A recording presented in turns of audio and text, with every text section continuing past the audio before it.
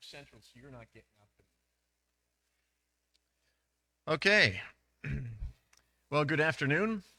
It is 2 o'clock, and we want to get started on time for our Facebook friends. So, welcome here. Glad you're joining us. Maybe live, maybe not live, but welcome here. So, we're going to continue looking at the book of Job, and we are not going to be into it yet. We still have another introduction to go, and next week another introduction to go. So I actually potentially have 8 hours of introductions, so we won't do that, but probably 3 should suffice. I think I can get it done, depending on how many questions Jerry asks. So depending on how thick his 3x5 cards are. You know, Jerry, I don't have any of your questions for the Sunday service. It's Jerry-less next week, so yeah, I'm not sure what that means. Well, that only means that some of them are like 8 of them are the same type, so we'll that's what we're doing. Anyway, let's begin. Let's just pray to start, and then we'll get into it. God, you're here. You've always been here. There's never a time when you aren't. And so we don't welcome you here. We welcome us in your presence. Jesus, we want to hear you and know you. Thank you for including the book of Job and all of its richness in your word, in our scripture.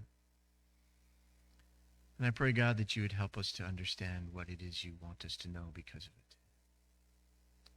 So today, we are open to hearing you, God.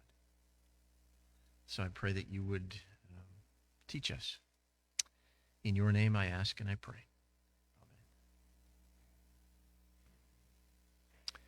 Amen. Okay, so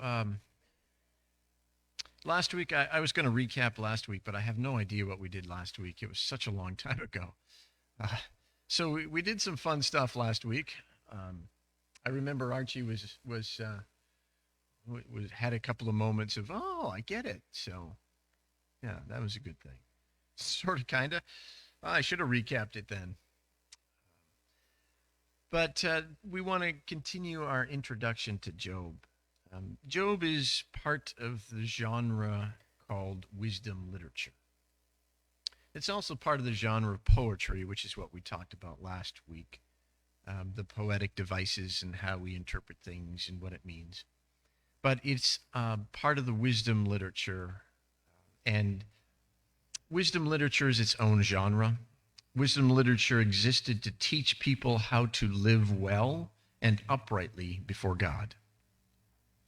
So there's wisdom literature not only in Scripture, but there's wisdom literature in the whole ancient Near East. There is secular wisdom literature. There are kings that write to their sons and grandsons about how to rule rightly, how to live effectively, what will give you the best results for successful living.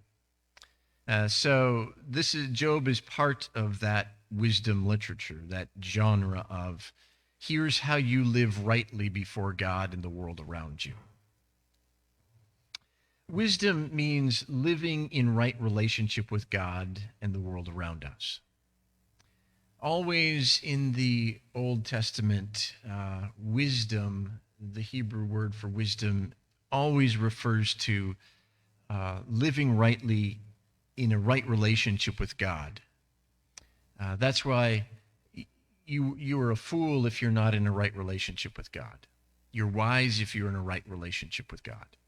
So Proverbs is all about wisdom. Ecclesiastes is all about wisdom. Psalms is wisdom literature. Job is wisdom literature. So let's just take a look at a number of verses. I don't have them on your piece of paper, but I will make sure I let you know what they are. So I think the best thing for me to do is read them, unless you can read them, but if you read them, you got to use the microphone. because we do have Facebook folks, and they couldn't hear the scriptures. So if you're okay with using a microphone to read, then go ahead and do that. Otherwise, I'll just read them. But let me give you the list of scripture we're going to read, which is all about wisdom. Proverbs 1 through 7. Psalm 111, 10. Psalm 111, 10. Ecclesiastes 12, 9 through 14. Job 28, 20 through 28. And Deuteronomy 4, 5 through 6.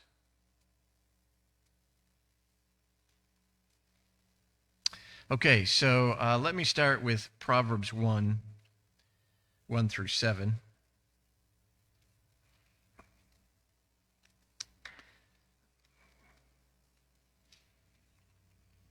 And listen to the words as Solomon writes them regarding wisdom.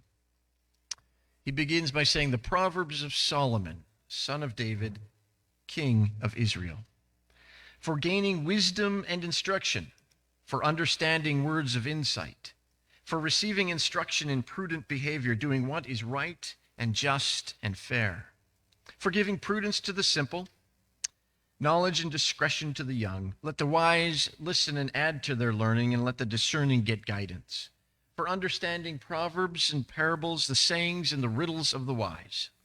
The fear of the Lord is the beginning of knowledge, but fools despise wisdom and instruction. So, Proverbs is all about wisdom.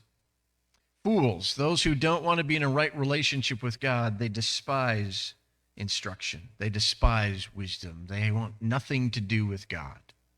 Okay? The fool says in his heart, there is no God. So that's Proverbs. Psalm 110.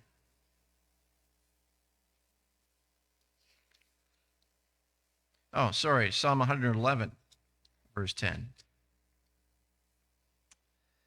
Psalm 111, verse 10 says, the fear of the Lord is the beginning of wisdom. We've just heard that from Proverbs. The fear of the Lord is the beginning of wisdom. All who follow his precepts have good understanding. To him belongs eternal praise. So again, wisdom is always connected with the right relationship with God. It's always connected with God. You cannot be wise without God. So you can be knowledgeable without God, but you cannot be wise without God. Although I think our world today wants to try to change that, right? There's secular wisdom, quote unquote. But biblically speaking, Old Testament speaking, you cannot be wise without God, because being in a right relationship with God helps us, causes us to see the world as God sees the world, which is the correct way to see the world. So if you're not viewing the world through the lens in which God views the world, you're not wise. You have a secular wisdom, which is probably in opposition to God's wisdom, which you get in Corinthians, right? The wisdom of man is foolishness in light of God, that sort of thing. Ecclesiastes 12, 9 through 4. Again, Solomon is the writer of Ecclesiastes. Comes right at the end of Ecclesiastes. This is definitely a book about wisdom, about knowledge, about how the world operates. Ecclesiastes 12, 9 through 14. Not only was the teacher wise, but he also imparted knowledge to the people. He pondered and searched out and set in order many proverbs. The teacher searched to find just the right words, and what he wrote was upright and true. The words of the wise are like goads, their collected sayings like firmly embedded nails, given by one shepherd. Be warned, my son, of anything in addition to them. Of the making of many books there's no end, but much study wearies the body. Now all has been heard. Here's the conclusion of the matter. Here's what counts. Fear God and keep his commandments, for this is the duty of all mankind. For God will bring every deed into judgment, including every hidden thing, whether it is good or evil. So Solomon says wisdom is what we need. We need God. We need to be in a right relationship with God. That's wisdom. That's the conclusion of it all. Fear God and keep his commandments. Be in a right relationship with God and obey him, follow him. Then we have from our own study here, Job 28, 20 through 28.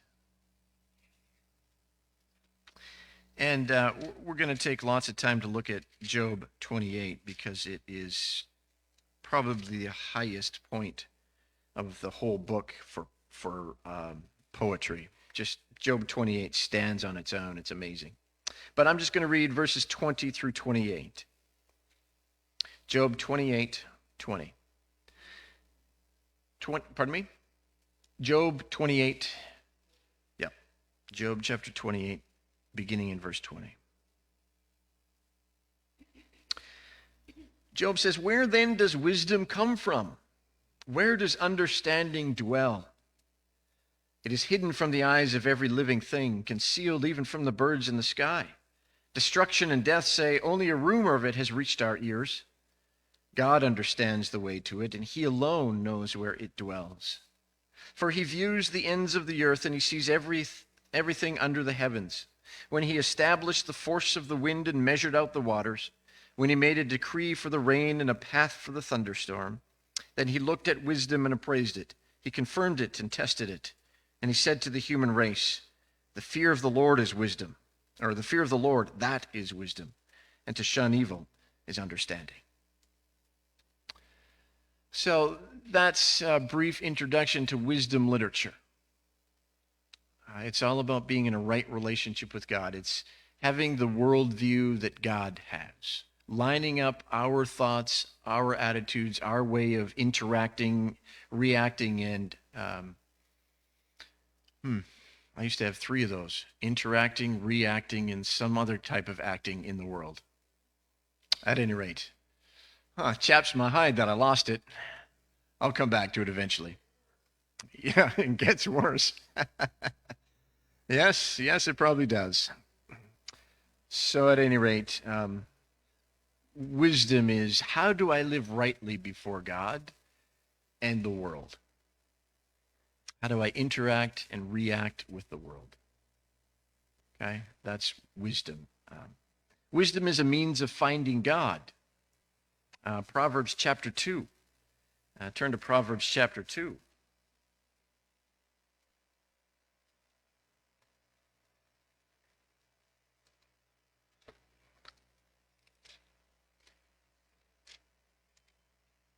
I don't think I'll read it all, but, well, maybe I will. Proverbs 2 is a great chapter on wisdom. Solomon writes, "My son, if you accept my words and store up my commands within you, turning your ear to wisdom and applying your heart to understanding, indeed, if you call out for insight and cry aloud for understanding, if you look for it as for silver and search for it as for hidden treasure, then you will understand the fear of the Lord and find the knowledge of God. For the Lord gives wisdom. From his mouth come knowledge and understanding. He holds success in store for the upright. He's a shield to those whose walk is blameless. He guards the course of the just and protects the way of his faithful ones. Then you will understand what is right and just and fair, every good path. For wisdom will enter your heart, and knowledge will be pleasant to your soul. Discretion will protect you, and understanding will guard you." Verse 12 of Proverbs 2. "Wisdom will save you from the ways of wicked men, from men whose words are perverse, who have left the straight paths to walk in dark ways, who delight in doing wrong and rejoice in the perverseness of evil, whose paths are crooked and who are devious in their ways." Verse 16, "Wisdom will save you also from the adulterous woman, from the wayward woman with her seductive words, who has left the partner of her youth and ignored the covenant she made before God. Surely her house leads down to death and her paths to the spirit of the dead. None who go to her return or attain the paths of life. Thus you will walk in the ways of the good and keep to the paths of the righteous.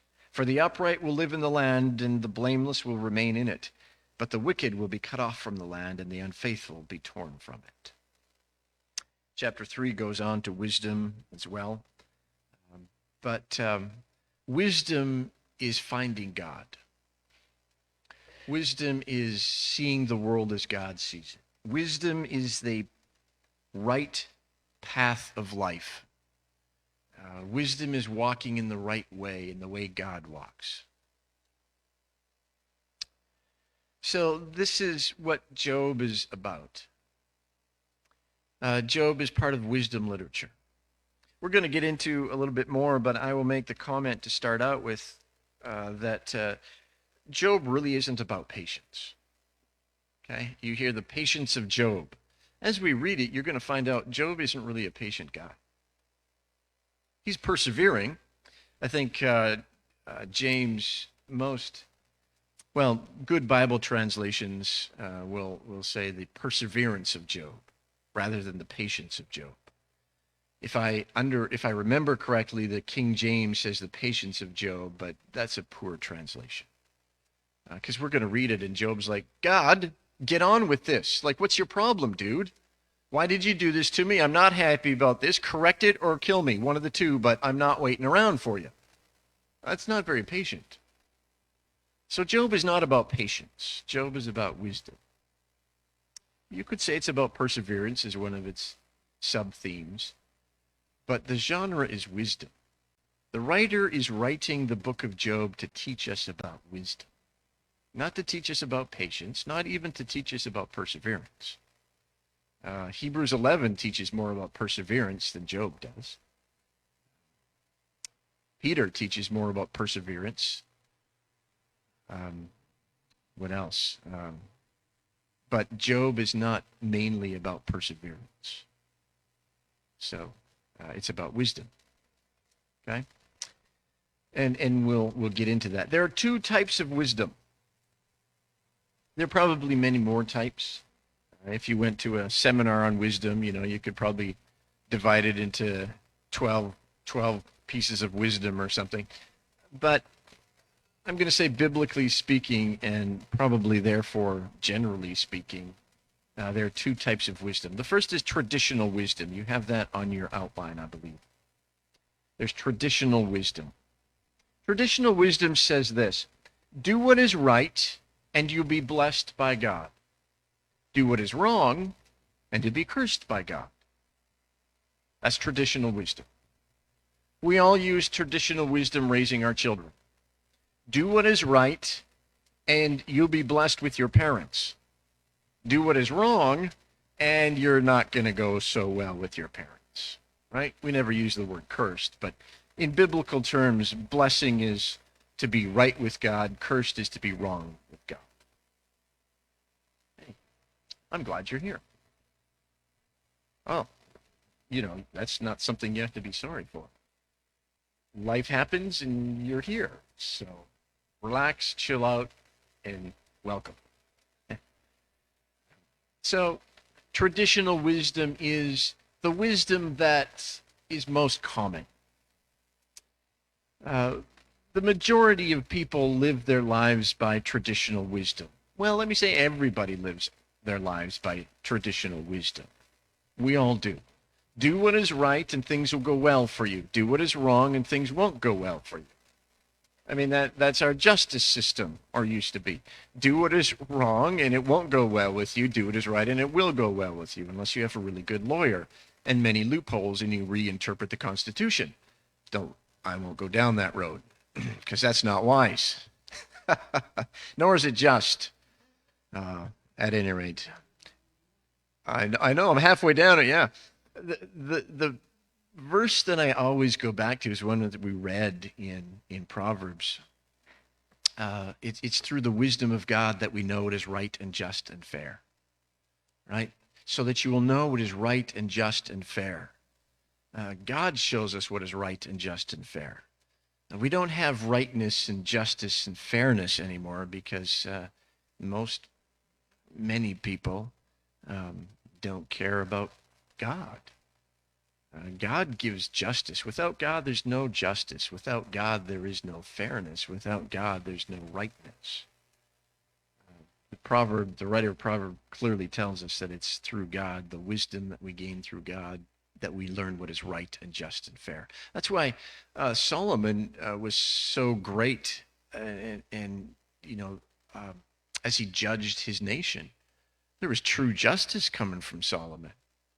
He knew what was right and just and fair. I mean, the example of the two women that come and the one baby, and it's mine, no, it's mine, no, it's mine. Okay, cut it in half. No, no, no, she can have it. That's the real mom right there. Like, that's wisdom. That's God's, the way God views the world. That's right and just and fair. Today, we would go through all sorts of crazy things. You'd have to get a mental assessment and a psychological assessment and look for records and do this and that. And oh, my goodness. But Solomon knew what justice was. He knew what fairness was. He knew what rightness was because of his relationship with God. Lana.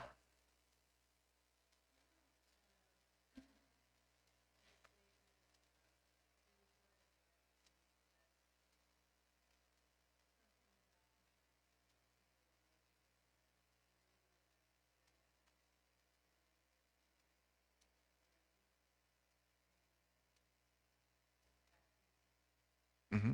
Mm-hmm.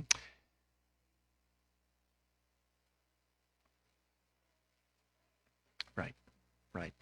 So for the folks on Facebook, and we do have the microphone, so when we have questions, we'll send that microphone along. But Lana was saying that what was Lana saying? That the statement that good things happen to good people, bad things happen to bad people, that wisdom of do good and you'll be blessed, sometimes takes us away from God because we do what is good and we're not blessed, and we say, well, what the heck? Like, what's that all about? I thought that by doing good, I was supposed to be blessed. So where's God in this? And then people walk away from God. Yeah, yeah. And that's, yeah, that is, we're going to get to it. Can I get to it eventually? Okay. Because we will answer that question by the time we're done here. Because you put your finger on it exactly. So traditional wisdom says, do what is right and you be blessed. Do what is wrong and you be cursed. Okay? We all use it. We all live that way until something goes wrong, and then we don't like that. But it's something called Deuteronomic theology.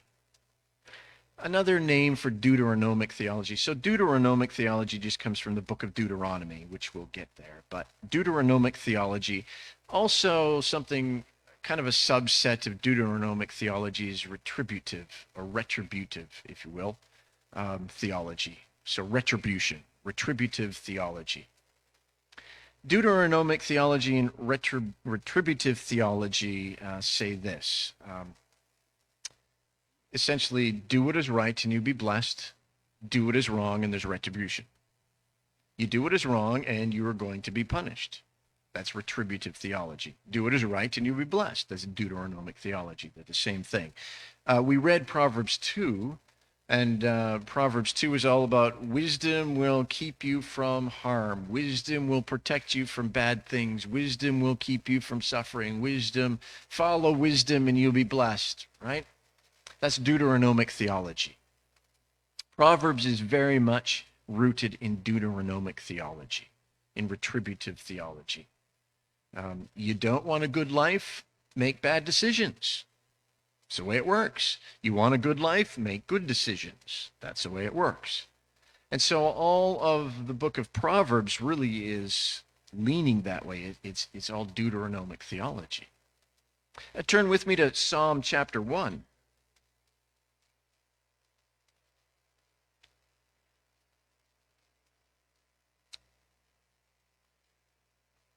Psalm 1. Psalm 1 is the introduction to the whole book of Psalms. It kind of just starts it out and says, blessed is the one who does not walk in step with the wicked, or stand in the way that sinners take. Now, hear the Deuteronomic theology. If you do what is right, you're blessed. If you do what is wrong, you're cursed. Right? Blessed is the one who does not walk in step with the wicked, or stand in the way that sinners take, or sit in the company of mockers, but whose delight is in the law of the Lord, and who meditates on this law day and night. That person, the good person, the one who's following the right way, is like a tree planted by streams of water, which yields its fruit in seasons, whose leaf does not wither. Whatever they do prospers. Right? There is do good and you be blessed. You'll prosper. Not so the wicked. Verse 4, they are like chaff that the wind blows away. Therefore the wicked will not stand in the judgment, nor sinners in the assembly of the righteous.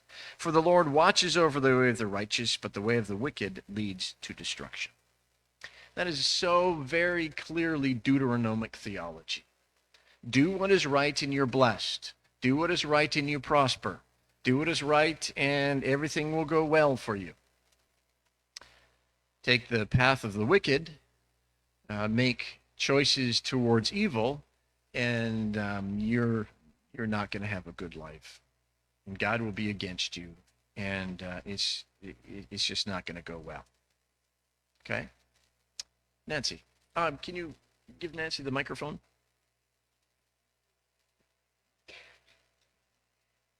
The part in there that you read that said in season, in its season, I always took that to, that to me is saying in God's time. Mm-hmm. And so that kind of puts a little bit of a different slant, that you do good. Well, eventually in your season, you'll get good. Well, that is, yeah, and that's I would say that's half an interpretation, because the person is like a tree planted by streams of water, which yields its fruit in season, whose leaf does not wither. Whatever they do prospers. Is he talking just eternity here? No, he is eventually, but he's talking about now. The person who walks in the way that God walks is like a tree whose fruit will yield its fruit in season. Every year, a tree yields its fruit. It doesn't wait till it's the last year, it's dead and resurrected, and now it has fruit. Okay, so there is a long, eventually in the end, if nothing else works out, you'll still be blessed, right? But that too is Deuteronomic theology. So this is just saying that, it is saying that whatever you do, prosper. Whatever you do today prospers. Whatever you put your hand to prospers. Follow God and you will prosper. So this traditional wisdom says, do what God says and you'll prosper. You'll be blessed. Don't do what he says and you won't be blessed and you won't prosper. You have a question? That must be off, that microphone. Okay, we're good. Is one way to look at this. It's not a response to a physical action, but it's a matter of the heart. If you're looking for God in every situation, whether it's bad or good, in that aspect, that search for what God's doing in here is the prospering, not the physical prospering of your property or whatever. Okay, so again, what I hear you saying is you're trying to argue away the physical prospering, which Proverbs clearly says. Yes, you can say the prospering is a right relationship with God and I know I'm right in my heart. Sure, that's prospering. But Deuteronomic theology says you will prosper today physically. Okay? You will prosper in what you do. You will be blessed in what you do. How many of us say, oh, I've been blessed?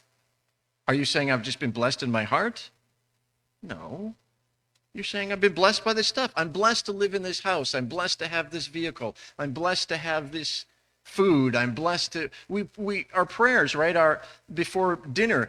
Thank you, God, for this food. Thank you for blessing us with this food. What are you saying? You blessed me in my heart with this food. No. You're saying this food, this substance that I eat is a blessing. And I recognize it's a blessing. You're a Deuteronomic theologist, which is okay. A theologian, it's okay.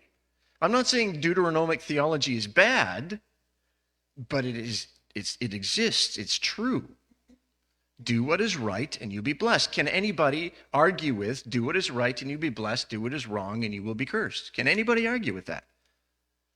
You teach your children that. Do what is right and you'll live longer in this family, right? Do what is wrong and your backside's not going to be blessed, right? It's physical today. Now you are not going to prosper. You do what is right and you'll get the fish tank that you want. Do what is right and we'll buy you a puppy. Do what is right and you will prosper. But if you're getting into drugs and you're doing all this thing, don't expect us to buy you whatever you want. Like if you're going to swear at your mom all the time and not eat her food and say everything in this house is dumb, then you're not going to prosper. And he's not talking about in your heart. You're not talking about in your heart when you talk to your kids, right? And so your kids don't respond and say, well, yeah, but in my heart, I feel good about it. So I really am blessed in my heart. I'm prospering in my heart. And you can't, right? And that's what we're trying to do right now with Deuteronomic theology. Like Deuteronomic theology is true, right? Obey God and life goes better. Disobey God and life doesn't go better. Generally speaking, that's true, right? Do you want to, you can't argue that. Otherwise, why follow God? Right? Follow me, Jesus says, and life will go better for you. Generally speaking. Okay? Let me take you to Deuteronomy 28 because I want to blow your mind a little bit more. Deuteronomy 28. And Deuteronomy is just one example I could give, but we're going to read the whole thing because this is the source of Deuteronomic theology. Okay? This is the beginning of it. Okay? Well, yeah, at the beginning of let's say this is the delineation of it for the nation Israel and there for us. So, this is God making his covenant with Israel, and he says, if you fully obey the Lord your God and carefully follow all his commands I give you today, the Lord God will set you high above all the nations of the earth. Do what is right, and you'll be blessed. All these blessings will come on you and accompany you if you obey the Lord your God. Deuteronomic theology. Obey God, and I will bless you. You'll be blessed in the city and blessed in the country. You'll be blessed wherever you live. The fruit of your womb will be blessed, the crops of your land and the young of your livestock, the calves of your herds, the lambs of your flock. See, this is not just your heart. This is your stuff. Your basket and your kneading trough will be blessed. You'll be blessed when you come in and blessed when you go out. The Lord will grant that the enemies who rise up against you will be defeated before you. They will come at you from one direction, but flee from you in seven. The Lord will send a blessing on your barns and on everything you put your hand to. The Lord your God will bless you in the land he is giving you. The Lord will establish you as his holy people, as he promised you on oath, if you keep the commands of the Lord your God and walk in obedience to him. If you obey me, I will bless you. Verse 10, then the peoples of the earth will see that you are called by my name, by the name of the Lord, and they will fear you. The Lord will grant you abundant prosperity in the fruit of your womb, the young of your livestock, and the crops of your ground, and the land he swore to your ancestors to give you. There's more. Verse 12, the Lord will open the heavens, the storehouses of his bounty, to send rain in your land in season and to bless all the work of your hands. You will lend to many nations, but borrow from none. The Lord will make you the head, not the tail. If you pay attention to the commands of the Lord your God that I give you this day and carefully follow them, you will always be at the top, never at the bottom. Do not turn aside from any of the commands I give you, to the right or to the left, following other gods and serving them. If you follow me, you'll be blessed. If you obey me, I will take care of you. I will make sure everything goes the way I promised it to go. Some of you are looking at me like, come on, man. What's that all about? Is this really in Scripture? Let's keep reading. However, verse 15, If you do not obey the Lord your God and do not carefully follow all his commands and decrees I'm giving you today, all these curses will come on you and overtake you. If you don't obey me, you'll be cursed. You'll be cursed in the city and cursed in the country. Your basket, this sounds like a country song, doesn't it? Anyway, your basket and your kneading trough will be cursed. The fruit of your womb will be cursed. The crops of your land and the calves of your herds and the lambs of your flocks. You will be cursed when you come in and cursed when you go out. The Lord will send on you curses, confusion, and rebuke, and everything you put your hand to, until you're destroyed and come to sudden ruin because of the evil that you've done in forsaking him. The Lord will plague you with diseases until he's destroyed you from the land you're entering. The Lord will strike you with wasting disease, fever, inflammation, scorching heat, drought, blight, mildew, plague. The sky over your head would be bronze, the ground beneath iron. The Lord will turn the rain of your country into dust and powder. It will come down from the skies until you're destroyed. Verse 25, the Lord will cause you to be defeated by your enemies. Remember one of the blessings, if you follow him, you'll defeat your enemies. But if you don't, you're going to be cursed. Verse 30, you'll be pledged to be married, but another will take her. You'll build a house, you won't live in it. You'll plant a vineyard, but you won't enjoy its fruit. Your ox will be slaughtered before your eyes. You'll eat none of it. Your donkey will be taken from you. Your sheep will be given to your enemies, and no one will rescue you. Your sons and your daughters will be given to another nation, and you'll wear out your eyes watching for them day after day. A people that you do not know will eat your land and labor produce, and you will have nothing but cruel oppression. Verse 36, the Lord will drive you and the king you set over you to a nation unknown to your ancestors. Verse 38, you'll sow much seed in the field, but harvest little because of locusts. They will devour it. You'll plant vineyards and cultivate them, but you'll not drink the wine or gather the grapes because worms will eat them. Your olive trees will not produce oil. Your sons and daughters, you'll not keep them. Swarms of locusts will overtake your trees and your crops. Verse 43, foreigners who reside among you will rise above you. Higher and higher, but you will sink lower and lower. They will lend to you, but you will not lend to them. They will be the head, but you will be the tail. All these curses will come on you. They'll pursue you. They'll overtake you till you're destroyed. Verse 49, the Lord will bring a nation against you from far away, from the ends of the earth, like an eagle swooping down. And he goes on. Verse 58, if you do not carefully follow all the words of this law which are written in this book and do not revere this glorious and awesome name, the Lord your God, the Lord will send fearful plagues on you and your descendants. And then verse 64, the Lord will scatter you among all the nations. So that's Deuteronomic theology.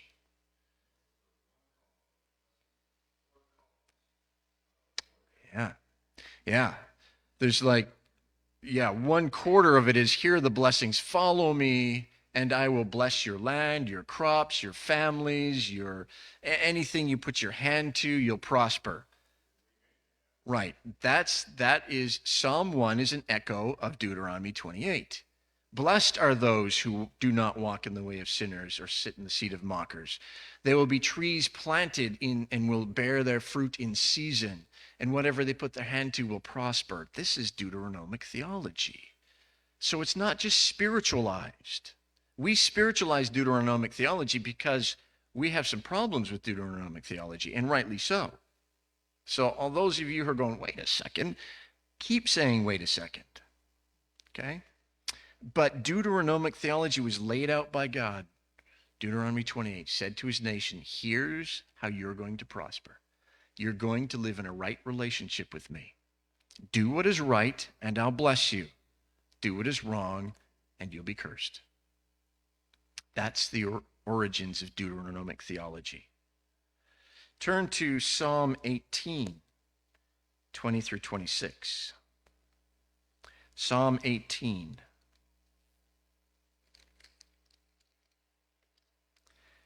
Verses 20 through 26.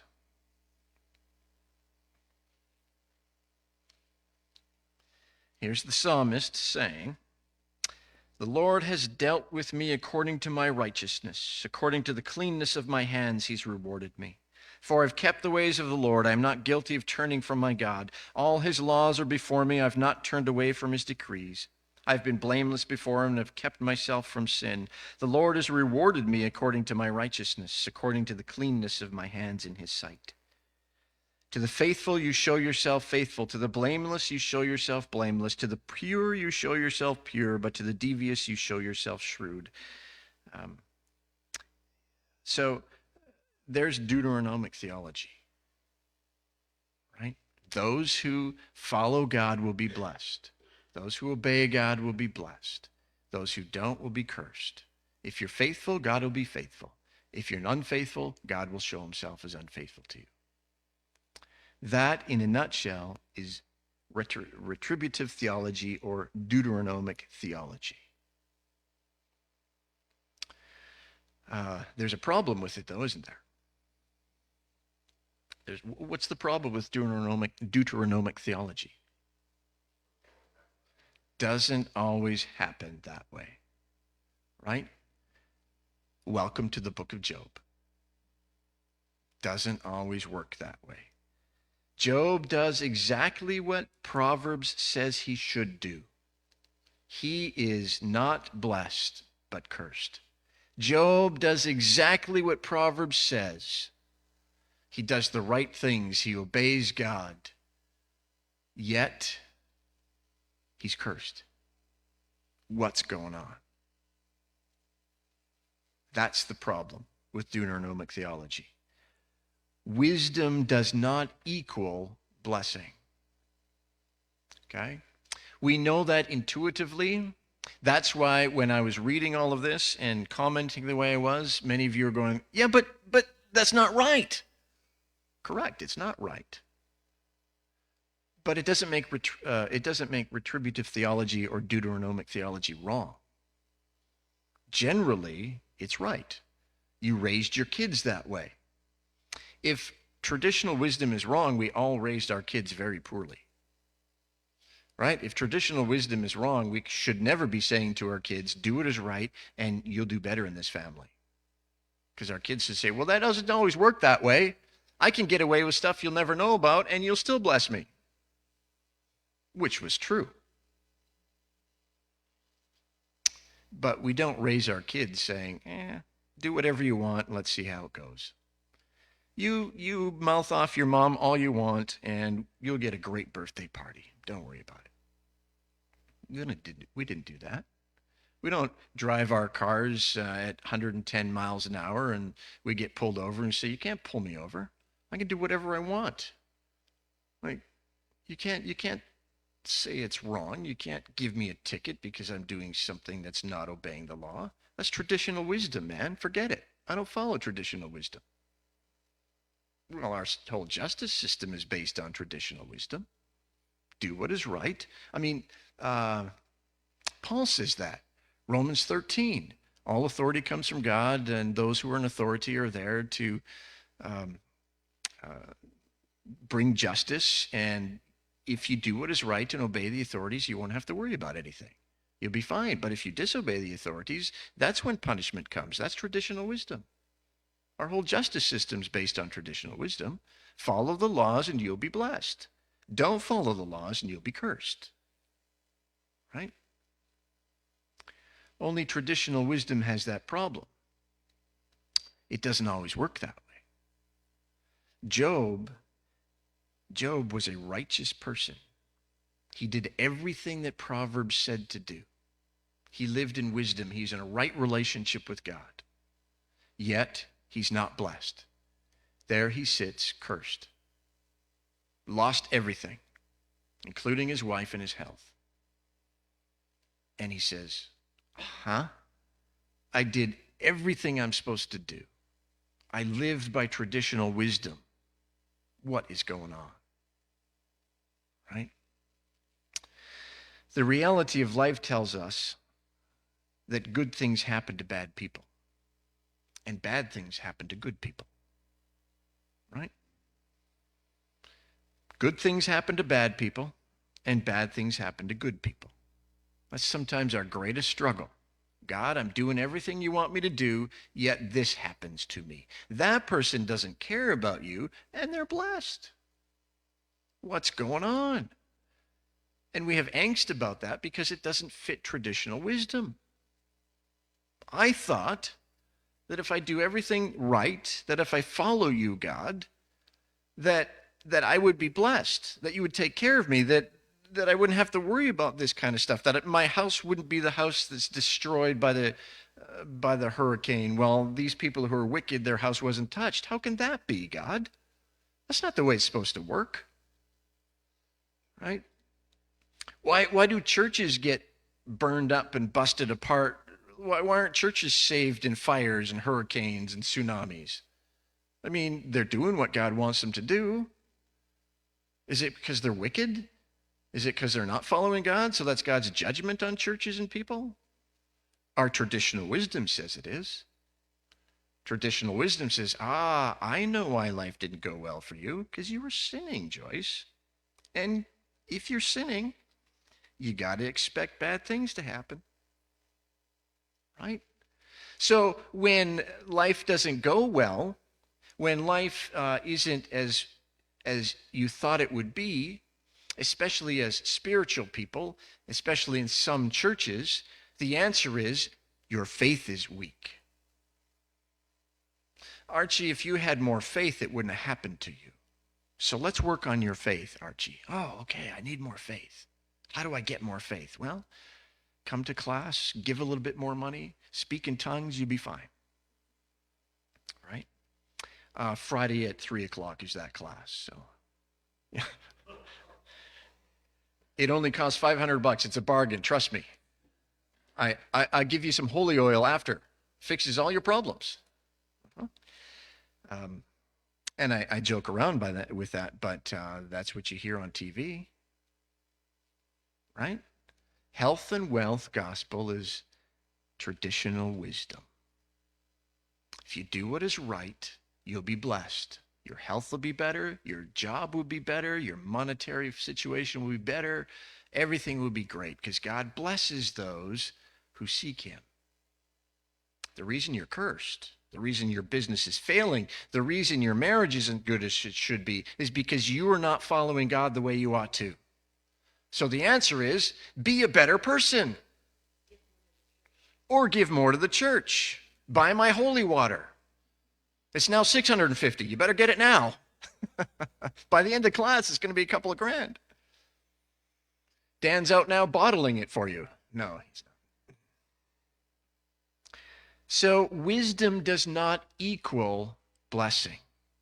Traditional wisdom is fine because traditional wisdom says, generally speaking, follow God, do good, be in a right relationship with God, you'll be blessed. But traditional wisdom does not say wisdom equals blessing. Okay? And the way you get around that, of course, is to say, well, in eternity, we'll be blessed. Well, sure. Then it does equal blessing. But that's not what traditional wisdom is talking about. That's what salvation is talking about, but not traditional wisdom. Wisdom is how I journey this life now, how I get from here to there. Okay? And part of that is believe in Jesus Christ as Lord and Savior. And so when you journey from here to there, you know what there is, right? You're okay with that. You know, there's no doubt. So we know that bad things happen to godly people. And not all evil is punished, is it? Not all evil is punished. We see a lot of evil going on, and people get away with all sorts of things, right? And how does that work? Like, that's not retributive theology, right? That person should be punished for that. Instead, they're freed. They're on bail for $10 or whatever. Like, come on. And yet this person who really hasn't done a whole lot wrong, they get a life sentence? Really? Like, what's going on? There's something messed up here. That's the problem of suffering. More pointedly, the problem of undeserved suffering. It's undeserved suffering, which is what Job is going through. It's undeserved. He didn't do anything wrong to deserve what he got. Hawaii was it, you hear all the time with these natural disasters, people go, "Oh, that's God punishing them for their evil deeds." Like, just stop already. Right? That's just bad things happen to good people and good things happen to bad people. So the problem with, natural disasters is it's undeserved suffering. Did the people of Hawaii deserve that suffering? Did the people of Japan deserve the tsunami? Did the people in, all over northern Canada deserve all their towns to be burned up? Well, no, they didn't. That's the problem with suffering. Little kids don't deserve to get cancer, right? In my opinion, people who make it to the age of 80 don't deserve to get any more thing wrong with them. I think if you get to 80, like, God should just say, "Woohoo, you hit 80, congratulations. There you go. You're set for life. Nothing will ever take you down until I take you away." Like, to me, that's totally undeserved when somebody in their 80s, like Sabra, 87, and she gets cancer. Like, stop. Bill, like 88. Like, Bill, in my opinion, if I was God, I'd be like, "Okay, Bill, you're good. Don't worry about diseases, sicknesses, illness, medications. Just live one day. I'll take you in your sleep. You're fine." But the problem is we suffer undeservedly so. Sometimes there's deserved suffering, right? I mean, we do stupid things. I shouldn't have jumped off the 3-story building and broke my ankle. Like, "God, how could you let that happen?" You made a choice, son. Like, you're not Superman. But sometimes there's deserved suffering. And so it gets us into this thing called theodicy. I know. Theodicy is God and justice. Theo is God. The dicey part actually comes from dikeo, which means justice in Greek. Theodicy means justifying God's goodness in the face of suffering. How can a good God, how can an omnipotent, all-powerful God allow suffering, especially for the innocent? That's theodicy. Justifying God's goodness in the face of suffering. Job is really addressing theodicy. How can Job suffer, an innocent person suffer like he's suffering when God is good and God is all-powerful? Wouldn't a good, all-powerful God just step in and say, "You're not going to suffer anymore? I won't let it happen"? Isn't that the argument? I mean, that's what Lana was getting at, right? We do what is good. We have a relationship with God. We believe that we're following him as best we can. And boom, something happens in our life. And we're like, "God, how can you let that happen?"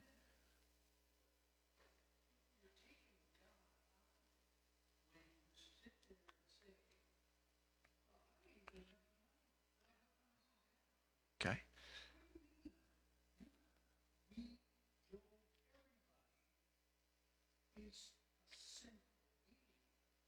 Yeah. Yeah. Yeah.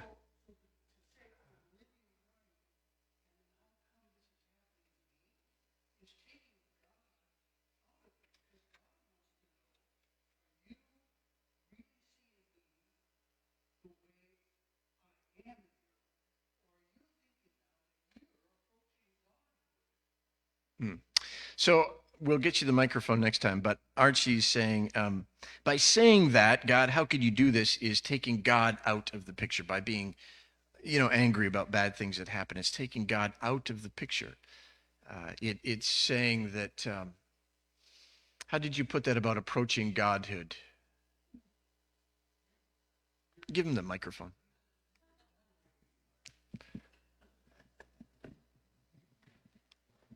Sorry, Archie. It's just we got Facebook folks, and these discussions are important for them. When you're saying that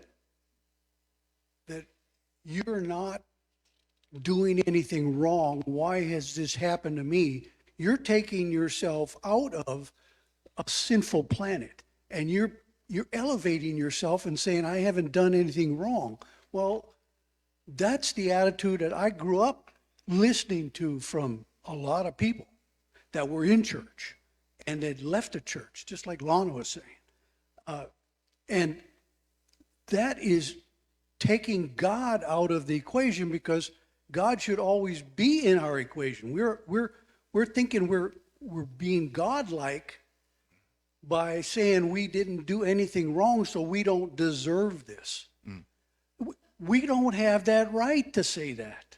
Okay. Every single one of us don't have that right. Okay. Let me take you to Job 1:1. I suspect you're going to answer again, so keep that. Job 1:1. In the land of Uz, there lived a man whose name was Job. Once upon a time, in a land far, far away, there lived a man named Job. This man was blameless and upright. He feared God and shunned evil. God declares him upright. God declares him righteous. God declares him blameless. He fears God. He's in a right relationship with God because he feared God. Okay, and that complicates it. He fears God. He's in a right relationship. God declares him right. What did he say when his wife told him to curse? He said, what did he say? Tell us. Chapter 2.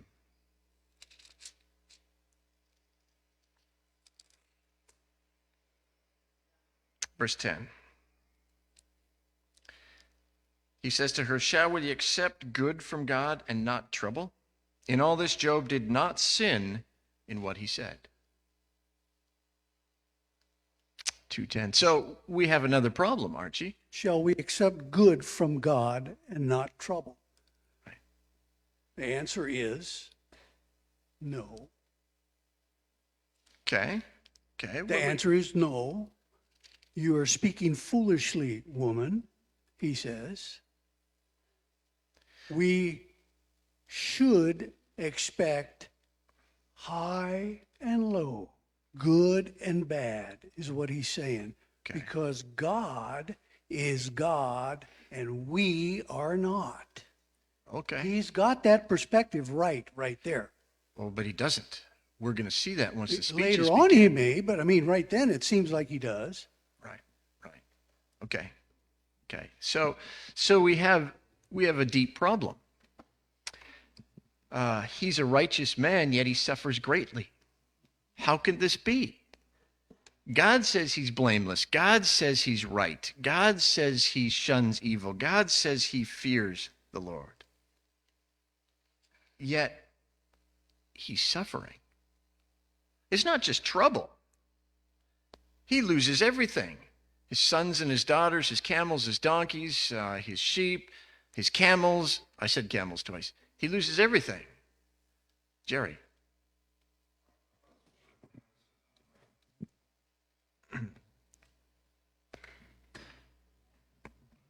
Correct me if I'm wrong, but blameless and upright does not necessarily mean sinless. And I think later on Job admits that he's a sinner. That's the whole point of all the speeches, is Job says, I haven't sinned. This isn't because of my sin, boys. There's something more going on. I agree with that statement. Yeah. But I Yeah. think Job knew he was a sinner. Okay. Blameless and upright does not mean sinless. Okay. God says again in verse 8, there's no one on earth like him. He's blameless and upright, a man who fears God and shuns evil. Look, Satan, look at my man Job. There's no one on earth like him. He's blameless. He's upright. It's not just about, okay, we got to look at what's happened to Job. Does Job's sin merit what happened to him? 99 out of 100 in God's eyes is a flunk. Okay, but now you're getting back to traditional wisdom. Now you're saying traditional wisdom says, let me explain traditional wisdom. It means that Because we have a sinful nature, of course bad things are going to happen to us. We might call ourselves good, but we're not. Ultimately, we're sinners, so traditional wisdom is right. And no one can follow God. No one can be blessed by God. Because every single person is a sinner, and every single person turns away from God, and every single person does not follow God 100%. Therefore, they will be cursed. So no one can be right and blessed before God. Well, I would I'm not countering that. I would agree with you. We all deserve trouble in our lives Okay. Okay. So, because we're sinners, okay. because we're righteous, So do we we're deserve, saints, but we're not sinless. do people deserve blessing in their life?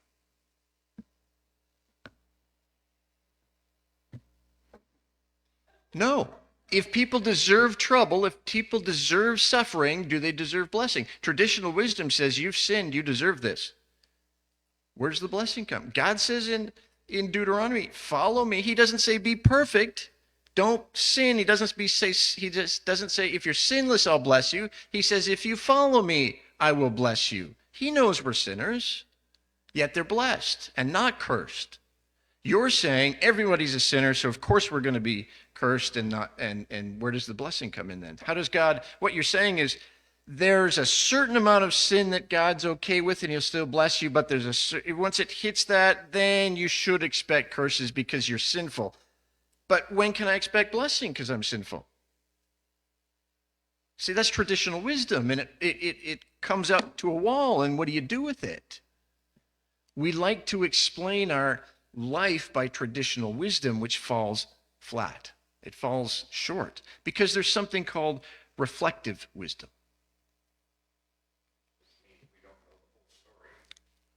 Which means we don't know the whole story. Life doesn't always work the way it should or the way we think it should work. That's reflective wisdom. We're not always blessed by following God. Retributive theology has its limits. Deuteronomic theology has its limits. What we try to do with traditional wisdom is to make it the way that the world operates, and we have to come up with all sorts of arguments. Well, we have a sinful nature, so you can expect that. Well, in heaven is when we'll get the blessing. And so you have to circumvent what God is saying to make traditional wisdom fit in every situation. Traditional wisdom doesn't fit in every situation. There's reflective wisdom. Life doesn't always go the way we think it should.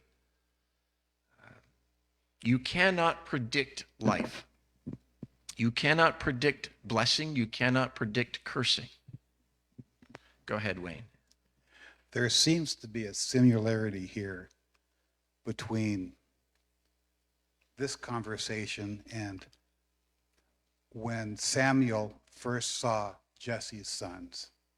Mm-hmm. And the first son came out, and Samuel thinks, wow, this is the guy. Look at him. Mm-hmm.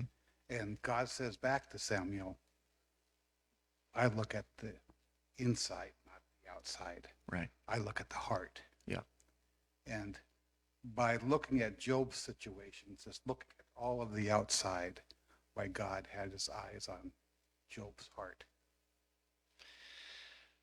Yes, but this is a book about wisdom and not Job's heart. Because it again says, yeah, well, he's ultimately following me, so he's a good guy after all, which gets us another problem. Then why is he suffering so much? Then why is God against him? Then why does God allow Satan to take everything away? If God knows Job's heart, and God has already said he is righteous, he's upright, he fears me, he's blameless, he shuns evil, then why in the world does God allow this and do this to him? It rains on the just and the unjust alike. Okay, yes, that's true. But what about traditional wisdom? You follow God, you'll be blessed. You don't follow God, you won't be blessed. God is God and we're not. Okay, ultimately, yeah. But you see what I mean? Where we have to go to solve the traditional wisdom trouble. Like traditional wisdom is the way We've been taught to live our lives. It's the way we taught our children to live their lives. It's the way the world operates. Without the book of Job, without reflective wisdom, we're lost. Like, we're in trouble. There's reflective wisdom, and reflective wisdom says life doesn't always work the way it should. We're not always blessed by following God. Ultimately, yes, eternity, but here on earth. This is wisdom here on earth, life here on earth. We're not always blessed by following God. God works outside of traditional wisdom, which is really what we're getting at. God works outside of the way we think he should work. God is free to do whatever he wants, which is what you were saying, which is Archie was saying, which is Jerry was getting at, Nancy was getting at. Right at the beginning, Nancy was like, "Oh, but come on." I know, I saw that angst in your eyes. And I saw Michael smiling, going, oh man, you better answer my wife because she's going to, oh boy. Mike's been on that end, he knows. So let me take you to a few verses. We're going to go a little bit longer than an hour. Romans 9, 14 to 21. And you are all going to begin to sigh relief as I begin reading these verses. 9, 14 through 21. What then shall we say? Romans chapter 9. What then shall we say? Is God unjust? Not at all. For he says to Moses, I have mercy on whom I have mercy, and I will have compassion on whom I have compassion. It does not, therefore, depend on human desire or effort, but on God's mercy. For Scripture says to Pharaoh, I raised you up for this very purpose, that I might display my power in you, and that my name might be proclaimed in all the earth. Therefore God has mercy on whom he wants to have mercy, and hardens whom he wants to harden.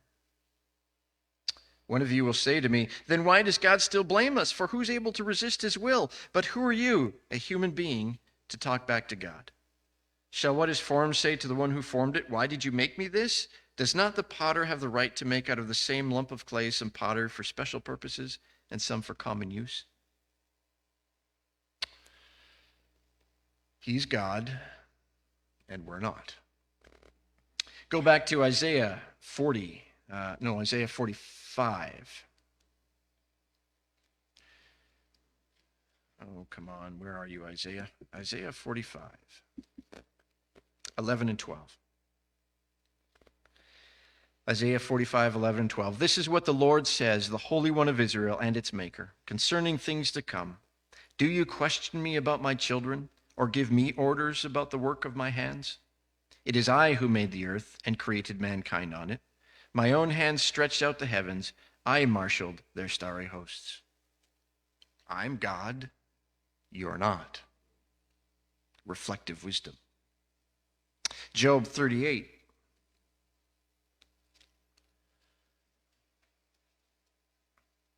We could read a lot in Job 38. I'll try to keep it brief.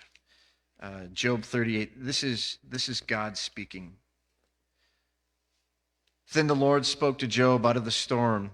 He said to Job, who is this that obscures my plans with words without knowledge? Brace yourself like a man. I will question you, and you shall answer me. Were you there when I laid the earth's foundation?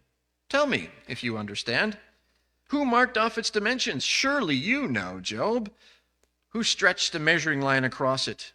On what were its footings set, or who laid its cornerstones?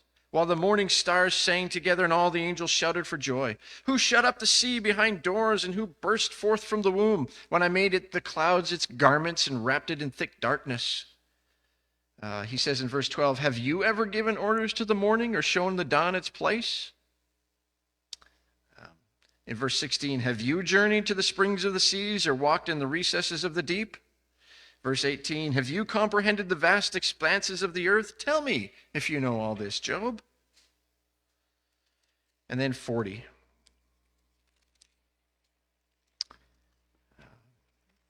Verse 8. Would you discredit my justice? Would you condemn me to justify yourself? That's what Archie was saying right there. Do you have an arm like God's, and can your voice thunder like his? Then adorn yourself with glory and splendor, and clothe yourself in honor and majesty. Unleash your fury of your wrath. Look at all who are proud and bring them low. Look at all who are proud and humble them. Crush the wicked where they stand. Bury them in all the dust together. Shroud their faces in the grave. Then, if you can do that, Job, then I myself will admit to you that your own right hand can save you. That's it, right there. Our righteousness, our goodness does not save us. Traditional wisdom says your goodness equals God's blessing into eternity. Reflective, that's why we get hung up there. Reflective wisdom says my goodness has nothing to do with God's grace in my life. Nothing to do with it. Mm-hmm.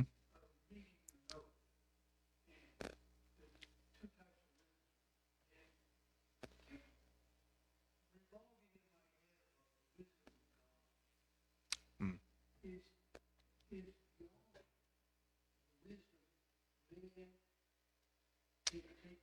Yes. Yes. Mm-hmm.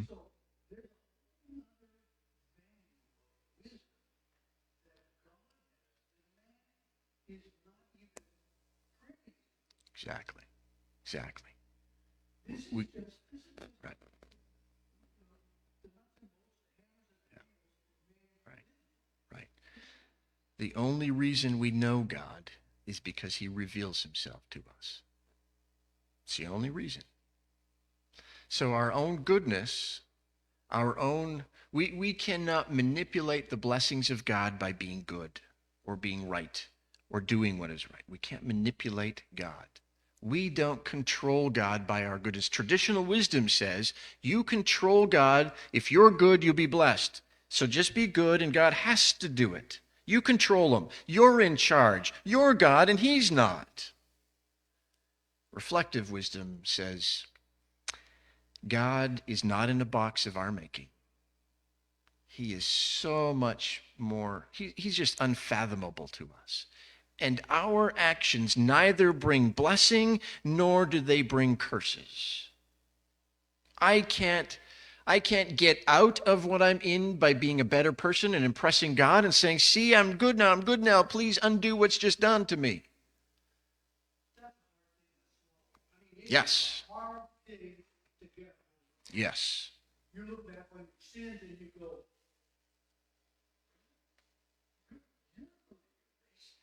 Right. You wouldn't, I'll get to you in just a minute. You can't imagine the many conversations I've had with people who said, I deserve this because of what I did when I was 17, what I did when I was 13. I was a pretty bad person. I was this, so I get why it's happening to me now. And I tell them it has nothing to do with what you did. Your actions do not determine God's grace to you or lack of grace. You're not God. So stop thinking your actions put you in this place. Traditional wisdom says God is much bigger than us. We don't control him. Bill. Am I on this thing? Yep. I tend to oversimplify, but whenever I face with something that's going south or going bad, I don't blame God. I say, Lord, I need a hand here. Would you please give me a little help? And invariably, it comes. Yeah. Yeah. And that's, yeah. Bill is just saying when bad things happen, he's not blaming God. He goes to God, which is going to be the message of Elihu. And we'll see that with Elihu. So thank you, Elihu.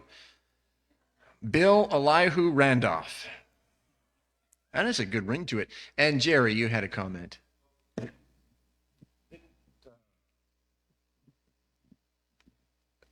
Didn't Job know this? No. Job said he was spiritually upright, but he didn't say he was blameless. He didn't say he was not a sinner. he said he was spiritually upright and whatever other words he used, but You, sinless, he didn't say, I don't think. his friends accuse him of great sin. He says, I haven't done those sins. I'm not in this predicament because I'm a terrible sinner. This Well- isn't about sinful nature. You're trying to spiritualize this a little bit more. This is about wisdom. It's not about, because there again we could say, well, he had a sinful nature, so he knew that and he understood it. He did not. Job and his friends are Deuteronomic theologians. And we're going to see in chapter 4, God breaks into and actually scares him, and he says, well, he says, if that's the way it is, who can be right before God? Who can stand before God and be right and ever claim to be right? Like all my life, I've been taught if you do what is right, you'll be blessed.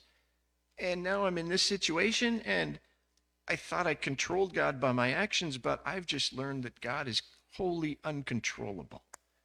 And that scares me to death.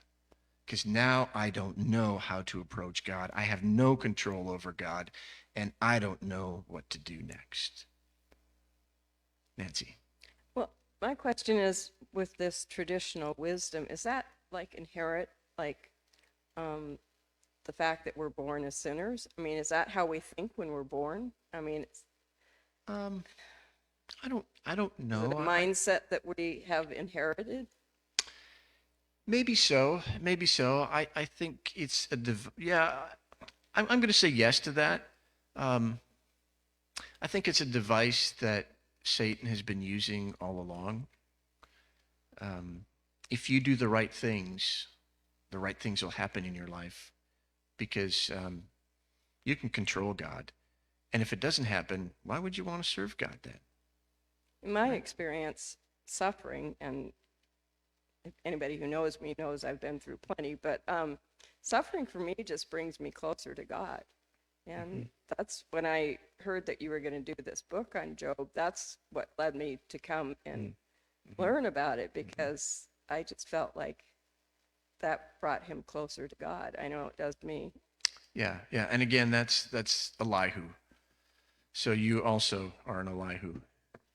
So we'll get you and Bill to read those sections when it comes to that. Yeah.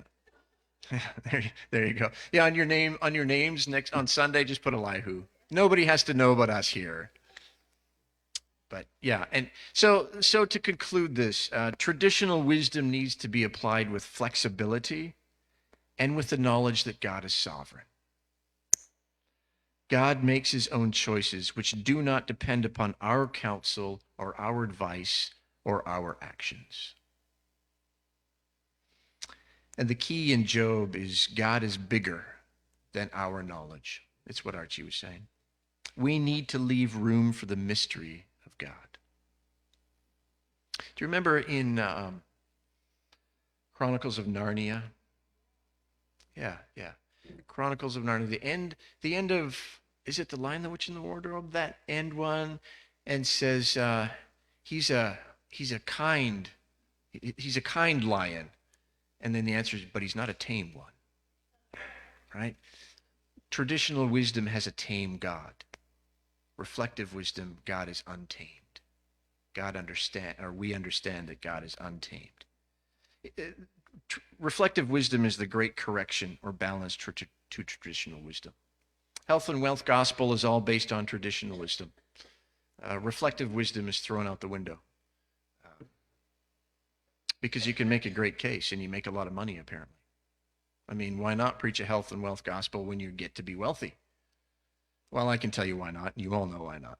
But so one other note, which we're going to see in the book of Job, and I'm just going to kind of set it up for us next time. But because we avoid death and pain and suffering, we avoid the meaning of life.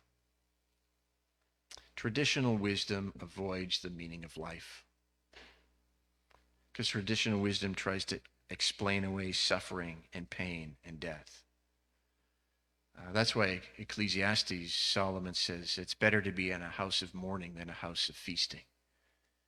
because death comes to us all. And when we think about it, when we are in a house of mourning, we actually think about life.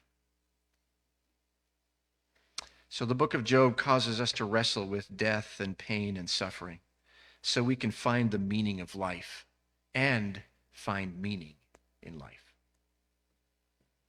So, any last questions? It's 20 minutes after 3. I don't want to keep us too long, but if you have a burning question, Jerry, I'd take it. Okay, done for the day. All right, next week.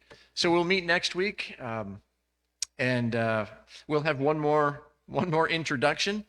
I'm gonna hopefully anyway trace wisdom through the 5 divisions of the book of Job. So prologue, speeches, monologues, Godlog, and epilogue. So that's what we'll do. And then after that, we're going to get into the book itself as far as we are kind of, but anyway. Okay, well, thanks for coming, and we'll see you next Thursday. Oh, you're welcome. Welcome.